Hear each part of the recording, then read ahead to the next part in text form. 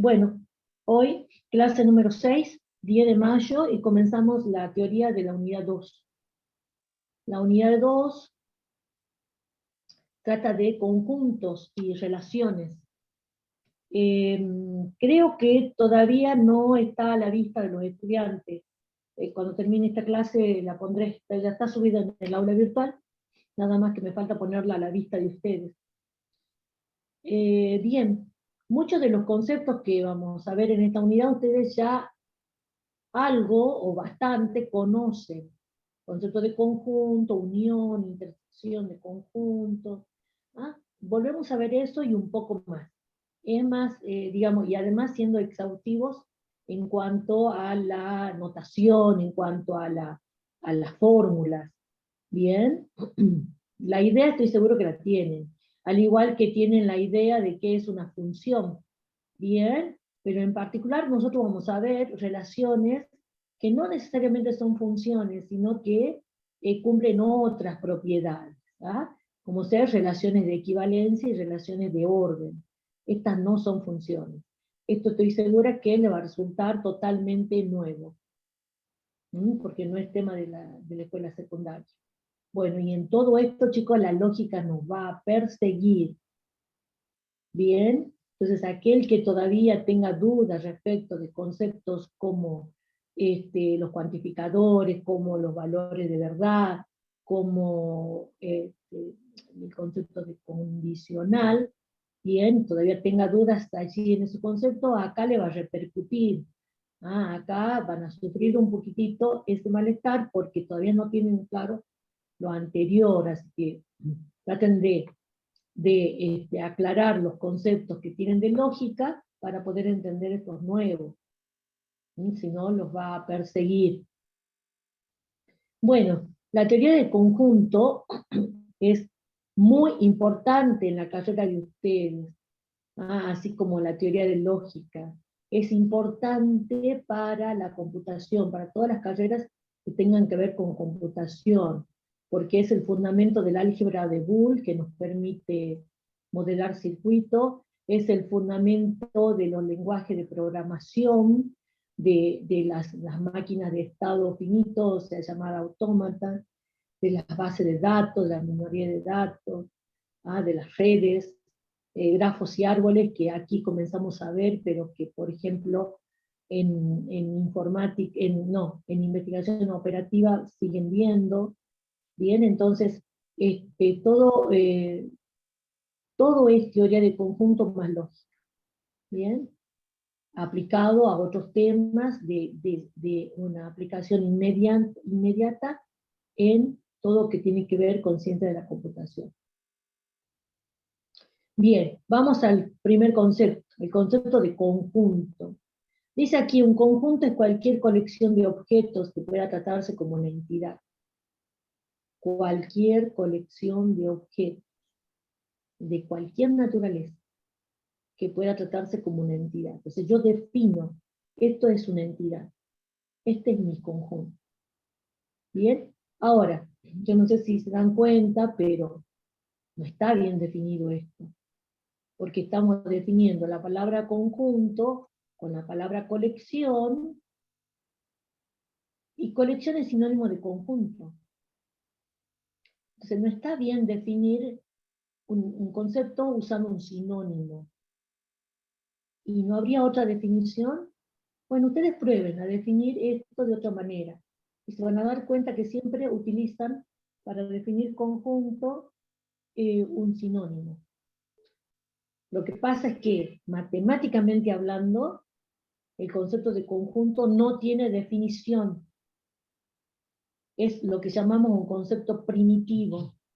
Es esos conceptos que aceptamos sin definir, pero que todos tenemos idea de qué es. Bien, en geometría, por ejemplo, tienen el concepto de punto, recta y plano, que todo el mundo tiene idea de lo que es, pero no tienen definición. Tienen ecuación, tienen fórmula, tienen representación simbólica. Perfecto, pero ¿qué es? No hay definición. Con conjunto pasa lo mismo.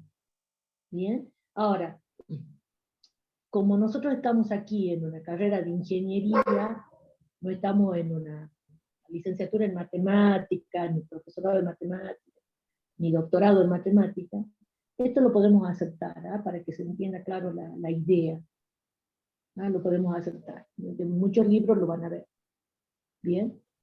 Bueno. A cada objeto de la colección, de ese conjunto, lo vamos a llamar elemento o miembro del conjunto. Y hay símbolos que ustedes ya conocen, que por ejemplo nosotros lo hemos ocupado en la unidad anterior.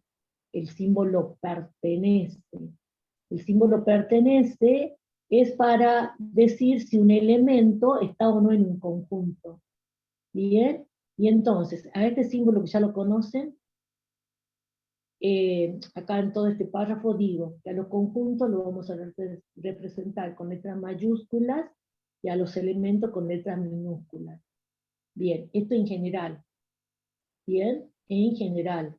No es obligatorio esto, ¿no? Es más, en algún momento yo puedo tener un conjunto cuyos elementos sean conjuntos y aquí va a haber dos letras mayúsculas. Bien, porque los elementos también podrían ser en sí conjuntos. Bien, bueno, y este símbolo, el pertenece tachado, es para negar el hecho de que se pertenece. No pertenece. Bien, bueno. ¿A qué vamos a llamar cardinal de un conjunto? Llamamos cardinal de un conjunto cuando el conjunto es finito, te puedo contar los elementos y decir, tiene n elementos. Bien, a ese n le llamo cardinal de A. Un conjunto se dice finito si solo si tiene n elementos. A ese valor n le llamo cardinal del conjunto A. ¿Qué es n? Es un número que puede ser 0, pero también cualquier natural, que cuenta cuántos elementos tiene A. Bien. Bueno, si el conjunto no es finito, se dice infinito. En la vida diaria, en nuestro quehacer diario, o a ustedes cuando les toque programar, van a usar más conjuntos finitos que infinitos. ¿Ah? Porque si tuvieran que hacer por ejemplo, un modelo, ¿verdad? Un modelo que represente a los movimientos de una empresa, van a tener conjunto de clientes finito, conjunto de proveedores finito, conjunto de empleados finito, ¿bien? Conjunto de productos finito, conjunto de archivos finito. Bien, todo lo que van a tener son, generalmente en ese modelo, relaciones entre conjuntos finitos. Bien, y sí van a ocupar conjuntos infinitos, generalmente para como subíndices de alguna variable. ¿Ah? Conjuntos infinitos son, por ejemplo, acá, el conjunto de los números enteros, el conjunto de los números naturales, el conjunto de los naturales más el cero, o enteros no negativos, conjuntos racionales, son los conjuntos matemáticos, reales positivos, el conjunto de los complejos, bien, que nosotros en discreta poco usamos, o nada. Entonces, nosotros, en general, a los conjuntos numéricos, que los tenemos que tener presentes, pero a la hora de modelar lo usamos generalmente como valores de índices. Bueno,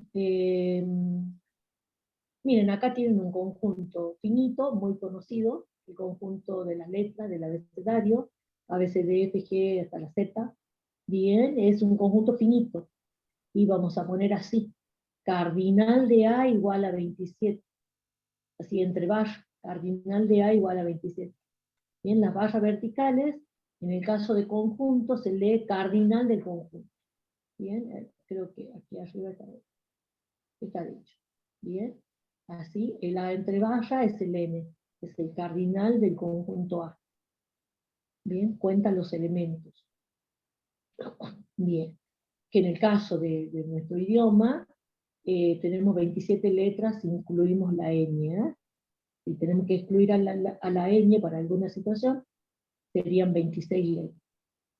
Bien, el conjunto de los estudiantes de la UTN es finito, yo no conozco en este momento cuántos estudiantes hay, pero es finito, sé que puedo enumerarlo del primero hasta el último, digamos, y entonces lo puedo contar. Conjunto de las materias, ¿ah?, de nuestro diseño curricular, finito. Bien. Bien. ¿Cómo definimos un conjunto? Esto creo que lo conocen. A un conjunto se puede definir por extensión o por comprensión. Hay conjuntos que aceptan, digamos, que es posible definirlos de ambas maneras, y hay otros que no, solo de una de las maneras.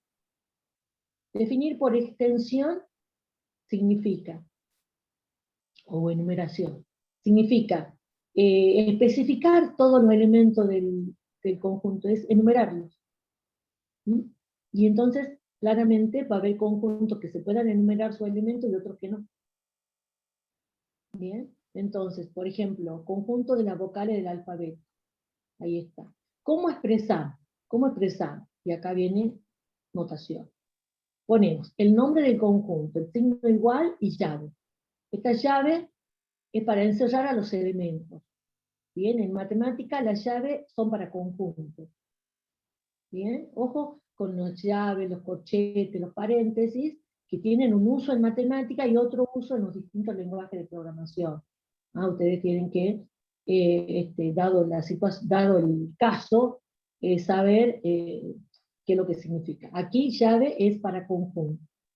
Conjunto entonces de las vocales del alfabeto. Entonces aquí, si tuviéramos que decir cuál es el cardinal de A, sería 5, ¿verdad? Los estoy viendo a los elementos. 1, 2, 3, 4, 5. Bien. Bueno, el conjunto de los números enteros pares, no negativos y menores que 1000. Fíjense cómo estamos aquí definiendo un conjunto en palabras, que dentro de todo no es complejo, en este caso. Pero, si lo escribimos simbólicamente, estamos diciendo lo mismo. Bien, y más sencillo. Números enteros pares, no negativos, menores que 1000. Bien, tendría que hacer la cuenta a ver cuántos elementos hay. ¿Habrá 500? ¿Serán 500 o 501 o 499? Bien, bueno, esto en la unidad 4, cuando veamos sucesiones, podemos volver para ver cómo hacemos esta cuenta, de cuántos elementos hay acá. Porque estos puntos suspensivos están representando a todo lo que hay en el medio. Acá está el 10, el 12, el 14, el 16, el 18, el 220, el 222, todos los pares hasta 998. Bien, entonces, ese es el uso que se le da acá en la matemática a los puntos suspensivos. Si yo no pusiera esto, significaría que mis elementos son exactamente estos: 0, 2, 4, 6, 8, 9, 98. Entonces, la función de esos puntos suspensivos es muy importante. Muy importante. Estamos diciendo, el conjunto B está formado por 0, 2, 4, 6 y 8, y así hasta, y así, siguiendo con esa formación, y así hasta el 998. ¿Bien? Bueno. Bueno, ahí digo encerrado entre llaves, separado por comas, sin importar el orden. Sin importar el orden y sin repetir. Bien, o sea, si yo pongo acá, por ejemplo, supongamos que lo vuelvo a poner a la, esto no tendría sentido. Los elementos se ponen una sola vez. Bien, ahora, si vos me decís que esta A es otra A distinta de esta, bien, entonces llámale de otro modo. A esta, si querés, llámale A1 y a esta llámale A2, supongamos. Si vos tenés, si querés, si tenés dos elementos que a lo mejor coincidan en el nombre, cambiarle el nombre para indicar que son dos elementos distintos. Porque si me dejas así el mismo símbolo, para mí es el mismo elemento y no tiene sentido repetir.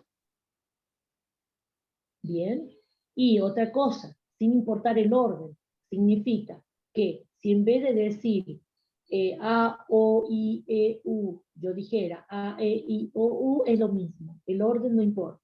Por eso justamente aquí no puse el orden natural que tenemos para las vocales, que es el A, E, I, O, U, ¿verdad? Bueno, acá está en otro orden, porque el orden no importa. Esa es la diferencia con las listas en computación. Cuando ustedes tengan generalmente, bueno, yo conozco muy pocos lenguajes. En los lenguajes que conozco, no hay listas sin orden, todas las listas son ordenadas. Entonces, no va a dar lo mismo esto que el A, E, I, O, U en computación. En matemática no importa el orden. Bien, en teoría de conjunto no importa el orden.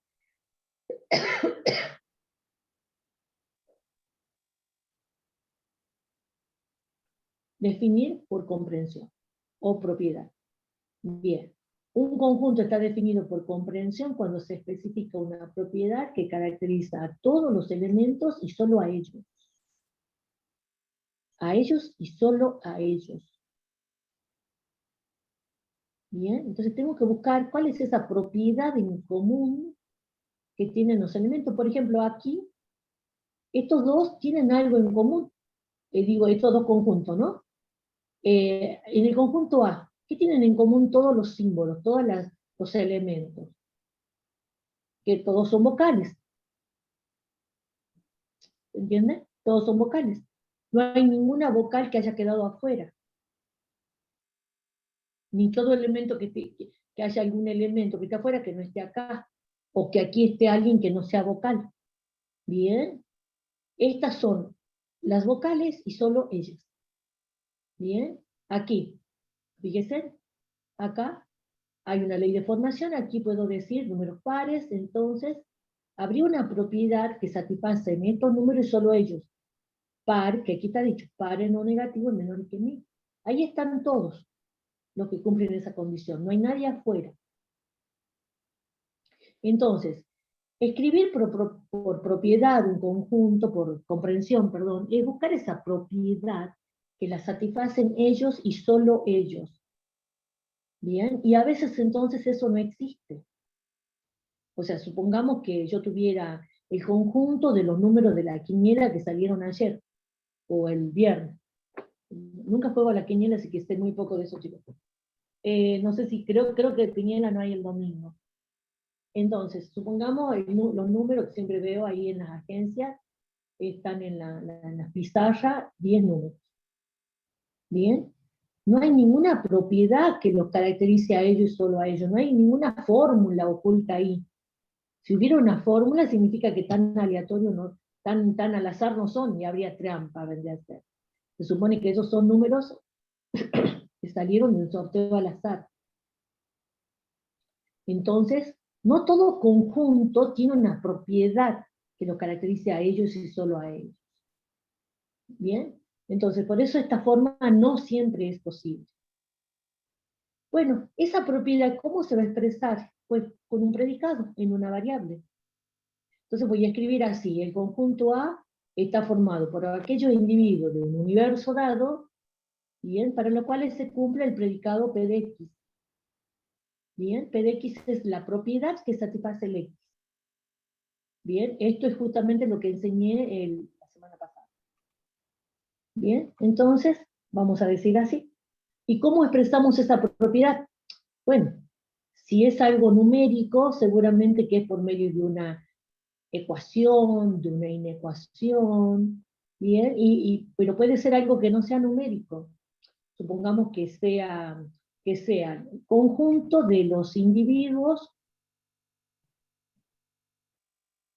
de la comisión 1K1 tal que X, X, perdón, X eh, juega, perdón, juega fútbol y básquet. Supongamos. ¿Ah? Bueno, acá esto no lo voy a escribir matemáticamente. Esto lo escribo en palabras. ¿Bien? O sea, ¿qué es lo que estaría diciendo acá? Que en este conjunto A están aquellos alumnos, ¿bien?, que cumplen esta condición. ¿Bien? ¿Hay alguien que que juegue a estos dos deportes a la vez? Porque esto es un I, ¿verdad? Esto es un I, no es un O. ¿Hay alguien que juegue a estos dos deportes? Seguramente hay alguien. ¿Alguien que juegue al fútbol y al básquet? ¿Nadie? Bueno, entonces justamente eh, acá tendría lo que llamamos un conjunto vacío. Un conjunto que no tiene elementos, que más adelante lo estaría definiendo. Bueno, ahora voy a poner un no. Estoy seguro que no es vacío. ¿Hay alguien? Bueno, hay alguien que no juega a ninguno de los dos. Bueno, ¿hay alguien que juegue a alguno de los dos? Al fútbol o al básquet.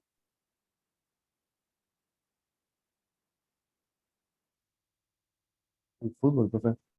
A, Al fútbol. al fútbol. Bien, entonces ahí ya podría yo escribirlo a aquello, hacer un listado, ¿verdad?, de las personas que jueguen al fútbol o al básquet. Bien, seguramente que habrá más de uno. Bien, entonces, este, este es el PDX, es el predicado o la propiedad que cumple el X. ¿Qué le voy a exigir al X para que pertenezca a este conjunto? Les digo, al conjunto A, ser de la 1K1 y jugar al fútbol o al básquet. ¿Bien? Bueno, acá tengo ejemplos matemáticos. Conjunto de los enteros mayores que 10. Bueno, estas dos son formas igualmente válidas, ¿no? Fíjense acá. Uno dice acá hay una barrita inclinada que se lee tal que.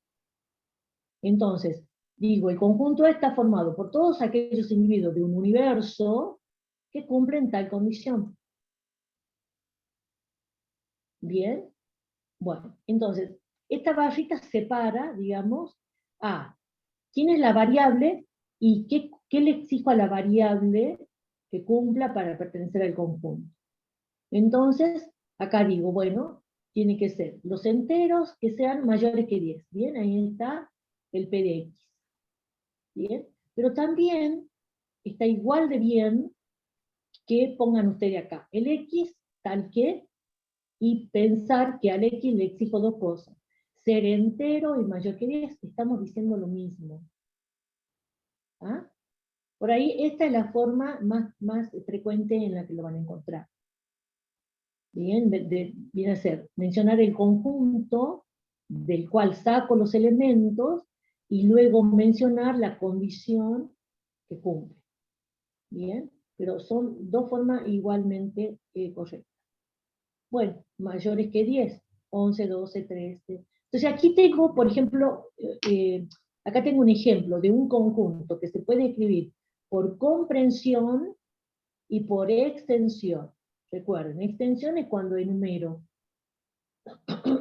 Y comprensión es cuando pongo una propiedad que los caracteriza a ellos y solo a ellos. Bien. Bueno. Conjunto de los enteros pares. A ver, lo escribo primero por extensión. Enteros pares. Está el 0, el 2, el 4, el 6, pero también los negativos. Enteros pares negativos. Menos 2, menos 4, menos 6. Entonces aquí habría un punto suspensivo al inicio y al final. Este conjunto no tendría ni inicio ni fin. Bien. Bueno, ahí está por extensión. Los estoy enumerando. Bien, por comprensión. Puedo poner así. La forma más simple sería esta.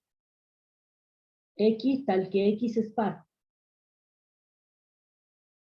X entero tal que X es par. Esta sería la forma más sencilla. A ver, lo voy a poner primero a la forma más sencilla. Bien. Pero también sería lo mismo que poner esto. Enteros tal que, porque ¿qué significa ser par? Ser par significa que se lo puede pensar como dos por alguien. Aquí estaría el 10, ¿por qué? Porque el 10 es 2 por 5. Estaría el 18, ¿por qué? Porque el 18 es 2 por 9. Bien, entonces, ¿qué significa ser par? Es una igualdad. Es decir que x es múltiplo de 2. Este k es cualquier valor entero. Bien, el caso es que 2k son los x, 2k son los resultados que son del conjunto. ¿Mm? Todos los múltiplos de 2 son los que pertenecen al conjunto. Bien, ahora, esto mismo, ya que todos los elementos tienen esta forma de 2 por alguien, también lo puedo decir simplemente así. En el conjunto B están todos los elementos del tipo 2 por X. O sea, a ver, miren, tal vez les confunda ahí. Voy a poner aquí K. O sea, ¿quiénes son los elementos que van al conjunto? Los X. ¿Quiénes son los X? Los que se escriben como 2 por alguien. Bueno, entonces en el conjunto B están los elementos del tipo 2 por alguien, los múltiplos de 2. Ese alguien es cualquier entero. Pero al conjunto B van los resultados del 2 por alguien.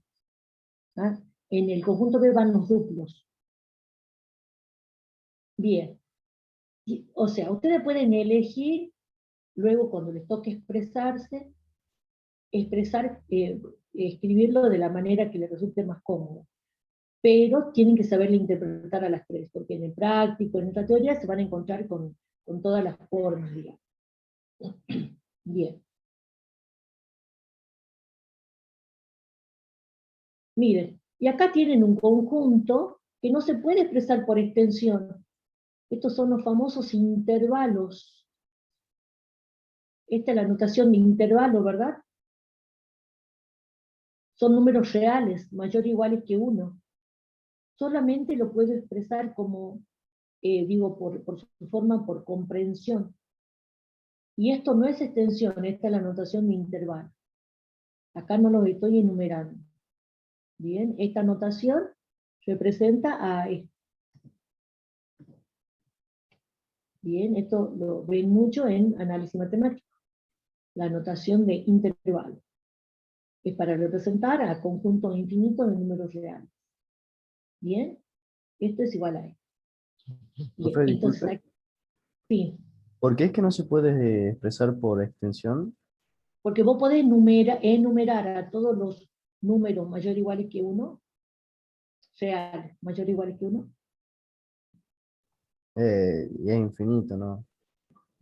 No, no, pero no solamente porque es infinito, porque si tuviera números enteros, o diría, si fuera número entero, 1, 2, 3, 4, 5, 6, 7, bien, los números naturales, por ejemplo, ¿bien? Ahí lo tenés por extensión, a los números naturales. Pero si vos tuvieras números reales, después del 1, ¿quién sigue? Los decimales. Bueno, te Decimales, pongo ¿no? 1,1. Claro. A ver, 1,1. ¿Estás seguro que entre el 1 y el 1,1 no hay nadie más? Sí, sí. Sí. ¿Será ese? ¿Y estás seguro que entre el 1 y el 1,01 no hay nadie más? Claro, o ¿Está sea, ahí? es imposible, digamos. ¿Estás seguro que no hay nadie más? ¿Ah? Entre dos números reales hay ¿cuántos números reales? Infinitos. Así que si vos por más que consideres este número y uno que consideres muy cercano a él, entre estos dos, ¿cuántos hay? Infinitos. Sigue habiendo infinito. Por más cercano que vos lo pongas, sigue habiendo infinito entre estos dos números reales. Así que los números reales no se pueden enumerar. Bien, muchas gracias. Bien. A veces el universo se da por sobreentendido, ¿ah? Porque ya a lo mejor esté en el enunciado, etc. Entonces vamos a poner así, x tal que p de x. Bien, a veces no hace falta, porque ya esté en el enunciado, o porque por la naturaleza que sea del p de x, es claro a qué universo pertenece. Bien, bueno. Conjunto Profe, vacío. una consulta. En el caso del conjunto de las vocales, nosotros decíamos que el cardinal era 5. Sí, Y en el conjunto B, que decía que estaba compuesto por todos los números enteros pares, o sea, 0, 2, sí, 4, 6, 8, sí. y al poner los puntos suspensivos, como que no sabemos bien el número cardinal. ¿Cómo hacemos para Mira, calcularlo? bueno, eso es lo que les decía también, que cuando estemos en el tema de la unidad 4, que vemos el tema de sucesión, vamos a poder hacer cuentas. ¿Ah? Bien, ¿Mm? Sería cuestión de encontrar cuál es la fórmula genérica de esto, y esa fórmula genérica va a depender de un índice, y hay que ver qué valores tendrías que darle al índice para que se genere todo esto. Entonces el índice se va a actuar de contador. bien, Bien, pero eso vamos a ver en la unidad 4. Bien. bien, gracias. Nada. Bien. Conjunto vacío. Es el conjunto que no tiene elementos, cero elementos, vacío. Y este es el símbolo, muy, muy usado. También pueden poner así. ¿Ah? Entre llaves, nada. Conjunto vacío. ¿Mm? Si yo dijera, por ejemplo, ahora, elementos, no, conjunto de elementos o de individuos de la 1K1 que viajaron a la Luna. ¿Bien? ¿Alguien viajó a la Luna? Nadie, ¿verdad? Vacío. Hoy es vacío, capaz que mañana ya no lo es. Bien, y alguien este, se suma a un cohete que vaya a la Luna. Entonces, por ahora vacío. Ustedes dirán, y esto tiene importancia muchísima, muchísima importancia, no solamente en matemáticas, sino a la hora de modelar situaciones problemáticas. Piensen que ustedes cuando tengan que hacer un sistema para, por ejemplo, alguna empresa que todavía no se ha iniciado, pero tienen que hacerlo al sistema, van a decir, bueno, en esta empresa que vendemos productos voy a tener un conjunto de productos, un conjunto de clientes, pero no tengo clientes todavía. Bueno, pero lo defino al conjunto, bien, porque tengo que trabajar con él. Entonces, conjunto de clientes por ahora es vacío, pero ya lo tengo definido. Conjunto de proveedores, todavía no empecé a fabricar nada. Bueno, pero lo tengo que considerar. Conjunto de proveedores vacío. ¿Me entienden? Entonces, cuando se modela sistemas, especialmente sistemas nuevos, la mayoría de los conjuntos son vacíos, que hay que considerar porque van a interactuar luego los elementos. Cuando tengan elementos van a interactuar entre ellos. Un conjunto se dice unitario si solo si tiene exactamente un elemento, exactamente uno, no al menos uno, sino exactamente uno. Bien, espérenme un segundito.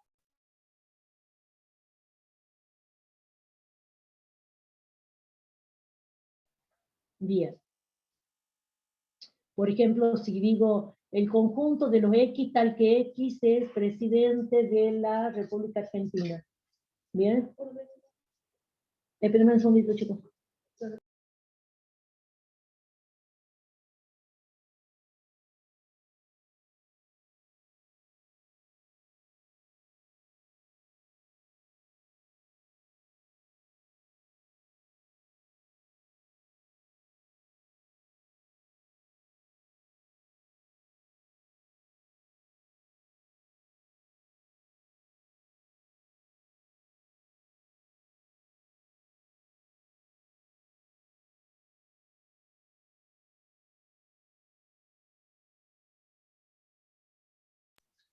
Bien, bueno. Eh, entonces, les ponía el ejemplo, conjunto de individuos que son presidentes de la República Argentina, actualmente. Y tenemos un solo presidente. Entonces, conjunto unitario, cardinal 1. ¿Bien? En el caso del conjunto vacío, decimos cardinal 0. Conjunto universal es el conjunto de todos los elementos del tema de referencia. ¿Ah? Imaginen ustedes que el tema que me interese a mí sean animales. Bien, supongamos. Y entonces uno podría elegir de conjunto universal al conjunto de todos los animales, de todas las especies, bien, eso podría ser si es que me interesaran los animales de todas las especies. Pero si no, si la respuesta es no, o sea, si solamente me interesan los mamíferos, entonces no me conviene tomar como conjunto universal a un conjunto donde estén mamíferos y no mamíferos, porque a mí solamente me interesan los mamíferos. Entonces lo restringo y digo conjunto universal el conjunto de los mamíferos. Entonces, cuando uno acá dice que son los elementos, es el conjunto de todos los elementos del tema de referencia, bueno, quiere decir que yo lo tengo que elegir de acuerdo al tema, de acuerdo a lo que necesito representar. ¿Bien? ¿De qué tema estoy hablando? Yo lo que sé es que en el universo están todos los del tema del que estoy hablando. Bien, entonces, si tengo conjunto de mamíferos, si a mí solamente me interesa en mi investigación los mamíferos, ese va a ser mi conjunto universal. Entonces, ustedes lo eligen al universo, o les doy yo, en el trabajo práctico, se van a encontrar en muchas situaciones donde yo les doy el universo. Bien, bueno, después vean esos ejemplitos ustedes. Miren, en esta actividad. Conjunto A, veamos en palabras qué dice esto. Son los números naturales, tal que cumplen esta ecuación. Entonces, ¿cuántos elementos tiene A? ¿Quiénes son? ¿O quién es el número natural que satisface esta ecuación? Ecuación de primer grado. ¿Cuántas soluciones tiene? Sería 8, ¿no? Exacto. Sería solamente el 8. Tiene una sola solución esta ecuación. La ecuación de primer grado, polinomio de primer grado, o sea, las ecuaciones lineales, tienen una sola solución, 8. Entonces este conjunto A es unitario. Por supuesto lo puedo escribir por extensión, así, simplemente. A es el conjunto formado por el 8, es unitario. ¿Y quién es mi universo, mi elemento del tema de referencia? Bueno, acá está claro, los naturales. Acá está claro. Y si no estuviera claro, bueno, yo elijo. Y entonces aquí estamos hablando de números, entonces yo puedo elegir los naturales o seguramente un conjunto que los contenga los naturales, un conjunto más grande. Bien, yo lo elijo, o sea, el universo es a elección de uno. Y lo aconsejable es que no sea más grande que lo necesario. Miren acá, números reales, x perteneciente a los reales, tal que x cuadrado igual a 5. Bien, ecuación de segundo grado. ¿Cuántas raíces tiene?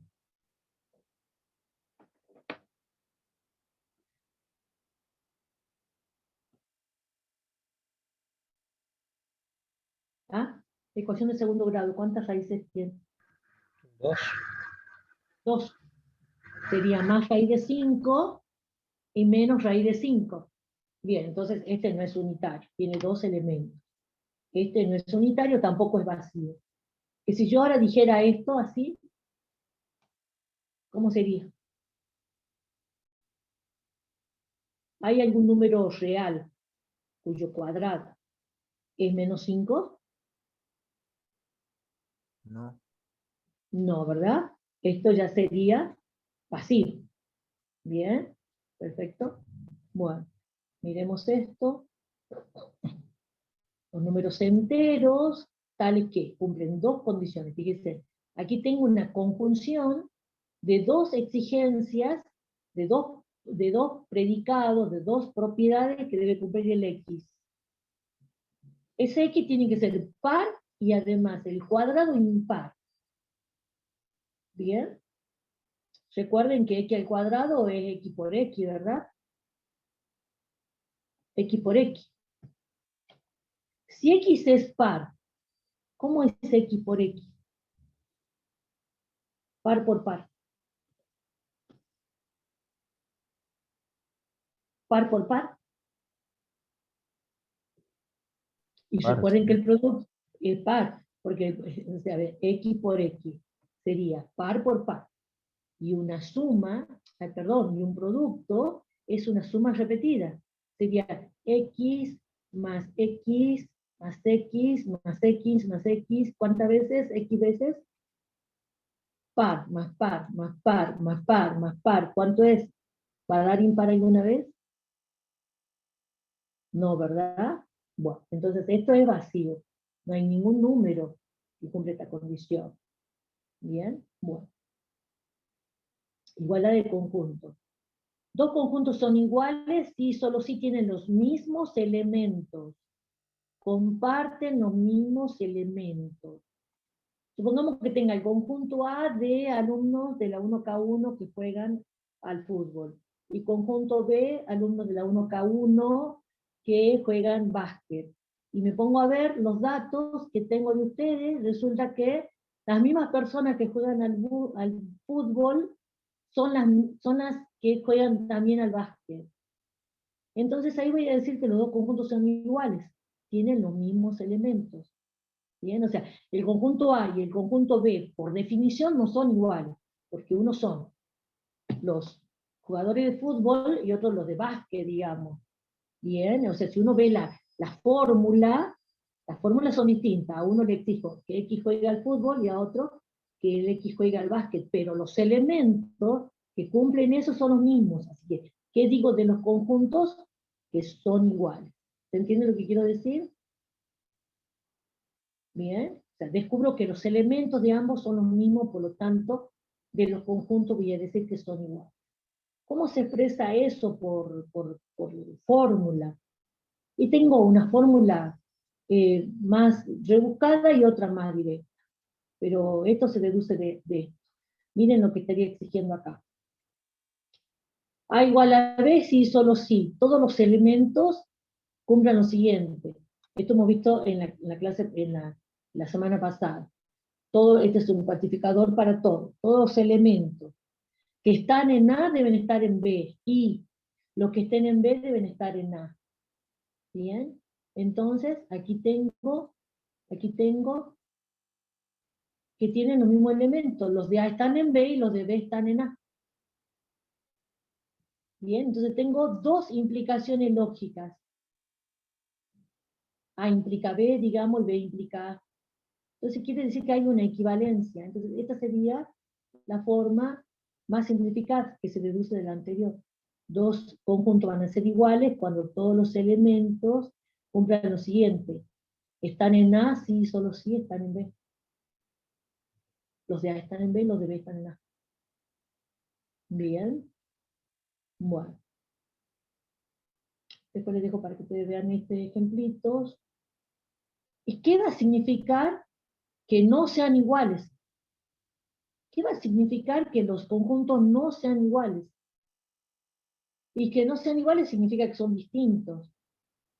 Quiere decir que va a existir un elemento que no cumpla la condición esta de igualdad.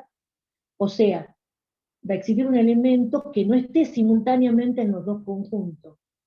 Y esto, con las equivalencias que ya conocemos, es, existe un elemento que está en A y no está en B, o existe un elemento que está en B, vendría a ser, y no en A. O sea, está en uno de los dos conjuntos, no está en ambos. ¿Bien? Vemos cómo la lógica nos persigue. Entonces, por ejemplo, tengo acá el conjunto A, ABC, y el conjunto B, ACD. Veamos elementos A, son comunes, bien, C, comunes, tienen los mismos elementos, aquí tengo B y acá tengo D, no tienen los mismos elementos, entonces, ¿qué digo? A distinto de B. Bien, A distinto de B, no son iguales. Si esto fuera un B, ¿qué diría?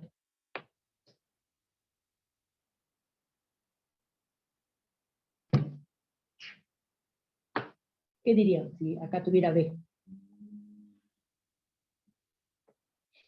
¿Mm? que son iguales. Ahí ya sí serían iguales. Muy bien. Bueno. Bien, entonces, tenemos el concepto de igualdad y el concepto de no igualdad, que sería distinto, A distinto de B. Bueno. Ahora, un concepto que a veces se confunde, conjuntos disyuntos. Se dice que dos conjuntos son disyuntos y solo si no tienen elementos en común, ningún elemento en común. Entonces, por ejemplo, volviendo a este caso, estos que no son iguales, pero tampoco son disyuntos, porque sí había elementos en común, el A y el C. Bien, no son iguales, pero tampoco son disyuntos, porque sí hay elementos en común. Bien, entonces, ¿cómo le expresamos a eso simbólicamente? Diciendo esto. A y B son disyuntos si solo si no existe un elemento que pertenezca a los dos a la vez. Bien, vamos a poner esto. No existe un elemento que pertenezca a los dos a la vez. Bueno, como yo sé que el concepto de disyunto se confunde con distintos, tengo estos dos ejemplos. En ambos ejemplos A y B son distintos. En ambos ejemplos, miren, son distintos. Distintos es que no tienen los mismos elementos. Bien, en los dos ejemplos A y B distintos. Pero fíjense en acá, estos no son disyuntos, porque comparten elementos. Mientras que aquí, perdón, me golpean la puerta. Voy a ver si no van a seguir ladrando las perras. Espérenme un segundo.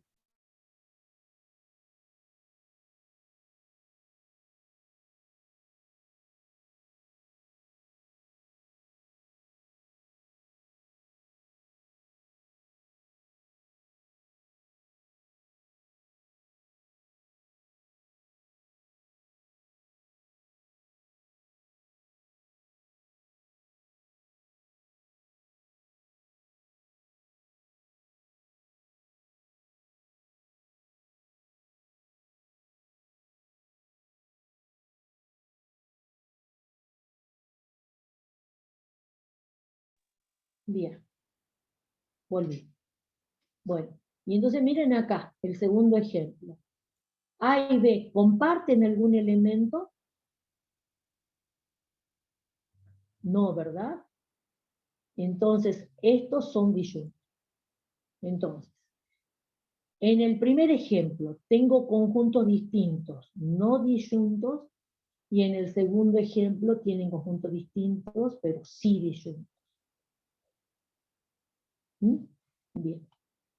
Acá tienen otros ejemplitos. Miren, voy a hacer algo de la actividad esta.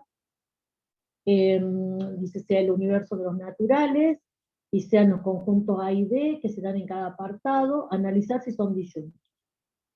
Bien. Hay algunas situaciones donde no tenemos ni que trabajar, solo mirar. Hay otras donde mejor tengamos que trabajar un poquitito, descubriendo quiénes son los elementos. Dice el apartado A. El conjunto A formado por los naturales, tal que cada X es par. Y el conjunto B de los naturales, tal que cada X es impar.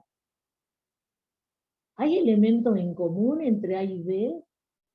¿Hay algún elemento, hay algún número que sea par e impar a la vez? No, así que estos son disyuntos, con solo verlo. Acá yo lo escribí por extensión, pero ni haría falta. No haría falta, porque entendiendo qué significa ser par y ser impar, una cosa contraria de la otra, no puede ser que las dos cosas se cumplan. No hay nadie en común acá, entonces son disyuntos. Hagamos el apartado C. Miren, acá el apartado C. A ver, lo voy a copiar acá abajo.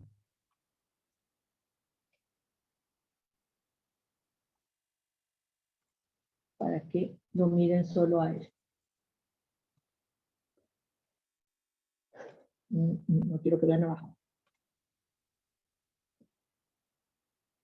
Bien. Dice acá, el conjunto A, formado por los números naturales, que multiplicado por 2 es par. Los números tales que multiplicado por 2 es par. Entonces, a ver, estamos con los naturales. ¿Iría el 1? Sí, porque 2 por 1 es par.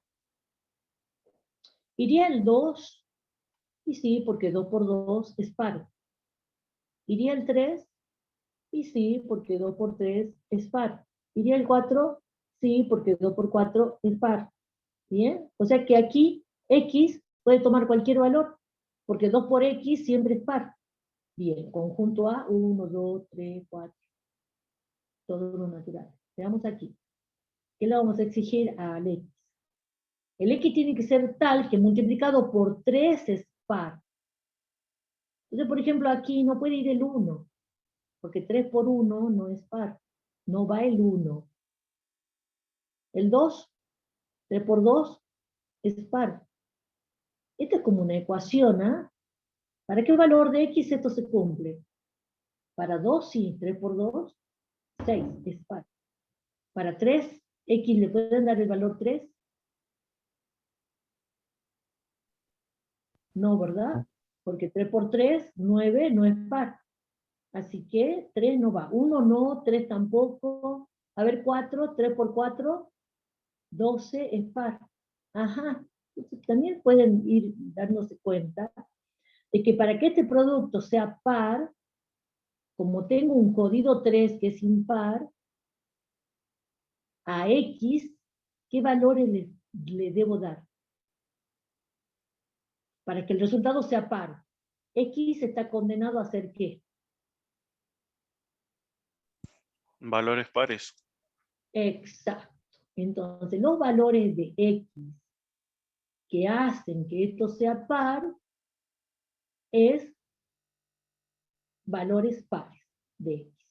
2, 4, 6, 8. Bien. Entonces, ¿son disyuntos? Ahí tengo A y B. ¿Son disyuntos?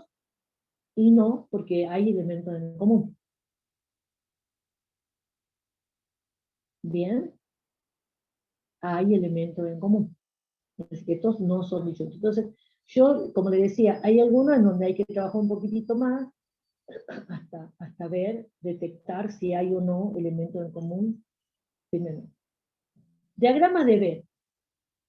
Los diagramas de Venn son dibujos muy sencillos que nos permiten representar dibujos, bien, y que ayudan muchísimo para razonar. Se representan por curvas cerradas. Por ejemplo, al universo por medio de un rectángulo. Bien, fíjense, su descubridor o su diseñador, John Venn, miren ustedes, siglo XIX, bien, siglo XIX prácticamente, no es una matemática antigua esta, la parte esta del diagrama de Venn, matemáticas modernas, representaba al universo con un rectángulo, queriendo decir con ese rectángulo que afuera de eso no hay nada, porque el universo es todo lo que me interesa. Afuera no hay nada. Y a los demás conjuntos por regiones cerradas, incluidas en el mismo. Entonces, regiones cerradas, cualquier curva cerrada, entonces acá tengo un dibujo así nomás, ¿no? Una curva cerrada cualquiera, entonces el rectángulo, el universo, bien, afuera de ese rectángulo no hay nada, y acá con esta curva cerrada representé el conjunto A. Entonces, todo elemento que esté adentro va a ser, alcanzan a ver los puntitos, ¿verdad? Todo elemento que esté adentro va a ser elemento de A, y lo que están afuera, elementos que no están en A. O sea, el pertenece se representa adentro y el no pertenece afuera. Entonces, fíjense en cómo con este simple diagrama representamos no solamente conjuntos finitos, sino también infinitos, porque ¿cuántos puntos pueden caber en esta región del plano? ¿Cuántos puntos hay acá? Hay infinitos. Así que esto también representa, esta es una forma de representar conjuntos muy práctica porque puedo representar conjuntos finitos o infinitos. Bien. Ahora, nosotros vamos a tener que en general esta curva cerrada hacemos círculos perfectos, qué sé yo, porque estamos siempre con graficadores que tienen esas herramientas de círculos. ¿Ah? Entonces, lo más común que ustedes van a ver es poner así círculos perfectos. Por ejemplo, este sería un diagrama donde intervienen dos conjuntos. Bien. Entonces voy a dejar así el dibujo de tal modo en que se solapen, ¿ah? Para indicar la posibilidad que podríamos tener elementos en común entre los dos conjuntos. Entonces acá en esta área, esta es la número 3, aquí irían los elementos que están en A y en B, y en la región 1, los que están solo en A, y la región 2, los que están solo en B, y la región 4, la de afuera de A y de B, pero adentro del universo, la región 4, ¿ah? Que no está ni en A ni en B. Fíjense en cómo acá tiene que ver la lógica, porque en la región del medio, la 3, yo digo que ahí van a estar los elementos que pertenecen a A y a B. En la región 1, los que pertenecen a A y no a B. En la región 2, los que pertenecen a B y no a A. En la región 4, los que no pertenecen a A y no pertenecen a B. Fíjense la presencia del I y del no. Bien. Bueno, y cuando tengamos 3, entonces vamos a tener más regiones. ¿Ah? Este sería un esquema general. Vamos a tener más regiones. En la región 1 pondría los elementos que están en A y no en B y no en C, porque fíjense, están afuera de B y de C. Y en la región 2, ¿cómo las describirían?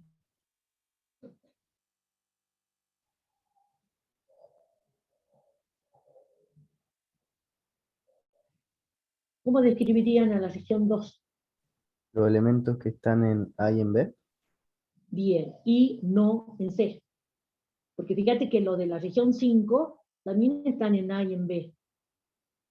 Pero hay una diferencia entre la región 2 y 5, entonces tengo que aclarar. La región 2 son los, ¿cómo se caracterizan? Que están en A y en B y no en C, y la región 5, los que están en A y en B y en C. Bien, la región 6,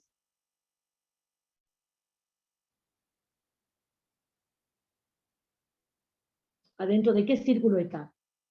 ¿Y afuera de quién? Está en B, los elementos que están en la región 6. Están en B, Están en B, en C y no en A. muy bien. ¿Y la región 8? No está en A, en B ni en C. Muy bien, perfecto. Bueno, a ver, vamos a parar la grabación acá para hacer los videos. Comienzo de vuelta, la segunda parte.